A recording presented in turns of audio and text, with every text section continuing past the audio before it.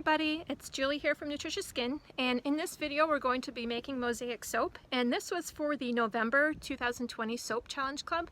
And this technique, although not technically difficult, it was very tedious, and so although the video itself is 10 minutes long, I did make this soap over a period of a few days and many hours. It took a long time, and you kind of have to be slightly perfectionist with this, and I'm definitely not a perfectionist. I'm a very sloppy soap maker. Like, I usually make tons of messes and just, like, you know, whatever the result is the result.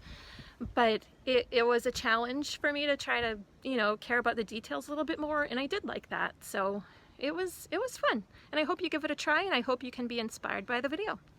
I hope you also enjoy the video. I forgot to mention that for this challenge we had to find a picture or a photograph that inspired us, and so I chose the owl that my daughter colored for me. That was my inspiration, and the soap challenge had to have at least 8 bars to make up that photo that you chose, and it all had to come together in one scene.